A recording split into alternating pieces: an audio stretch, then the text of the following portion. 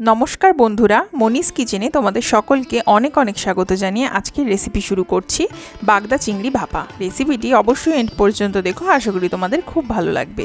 আর কী কী ingredients লাগছে সেসব দিয়ে দিলাম স্ক্রিনে। তো চলো এবার চলে যাচ্ছি সরাসরি রান্নায়। রান্নাটা শুরু করার আগেই করে নিতে হবে একটা মশলা পেস্ট।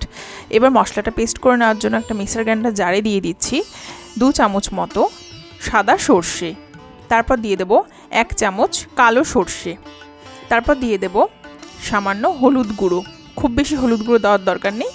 এবার দিয়ে দিচ্ছি 1 চামচ পপি সিডস অর্থাৎ পোস্ত দানা, তারপর দিয়ে দিচ্ছি কাঁচা লঙ্কা আর দিয়ে দিচ্ছি নুন। এবার মিহি একটা পেস্ট তৈরি করে নেব। যদি ঝালের পরিমাণটা বেশি খাওয়ার ইচ্ছা থাকে সেক্ষেত্রে ঝালটা মানে লঙ্কাটা তোমরা বেশি দিতে পারো, তবে অবশ্যই কাঁচা লঙ্কাই দিতে হবে। তো মিহি করে পেস্ট করা হয়ে গেছে। তবে এই মশলা পেস্টের মধ্যে একটু টক দইও দেওয়া যেতে পারে, তাতে করেও বেশ ভালো লাগে খেতে। তবে আমি আজকে টক দই ছাড়াই বানাচ্ছি। এবার বাগদা চিংড়ি মাছগুলোকে বেশ ভালো করে কেটে ধুয়ে নিয়েছি। মাছের মধ্যে নুন আলাদা করে আর মাখাচ্ছি না, তার কারণ মশলা পেস্টে অলরেডি আমি নুন দিয়েছি। মাছগুলো ভেজেও নেব না, তবে ভালো করে ধুয়ে নিয়েছি। এবার সমস্ত যে মশলাটা পেস্ট করে রেখেছিলাম সেই মশলাটাই মাছের মধ্যে এখন দিয়ে দেব।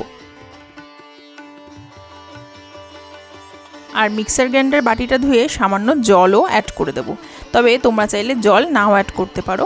আমি পার্সোনালি এই রান্নাটা একটু গ্রেভি পছন্দ করি, সেই জন্য সামান্য জল আমি অ্যাড করে থাকি। তবে এতটা জল থাকবে না, খানিকটা জল শুকিয়ে যাবে। এবার দিয়ে দেব সামান্য পরিমাণ চিনি ব্যালেন্সের জন্য। অন্য কোনো মাছ হলে চিনি দেওয়ার প্রয়োজন হতো না, কিন্তু যেহেতু চিংড়ি মাছ সেক্ষেত্রে সামান্য একটু চিনি দিলে খেতে বেশ ভালো লাগে।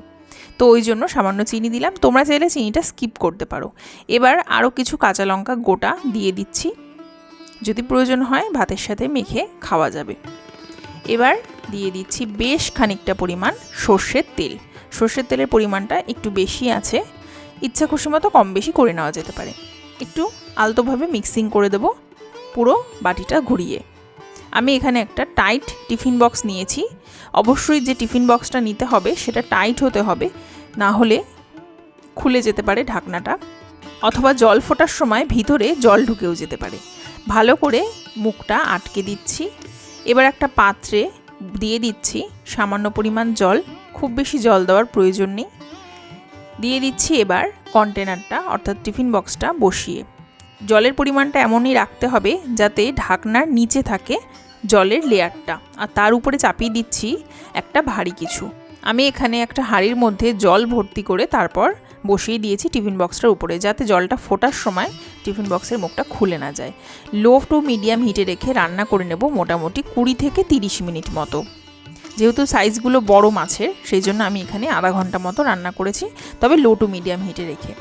দেখো 10 মিনিট পর একটু ঠান্ডা হয়ে গেছে, যখন টিফিন বক্সটা ধরা যায় তখন আমি খুলে নিয়েছি। আর কতটা সুন্দর হয়েছে, খেতেও হয়েছিল ততটাই সুন্দর।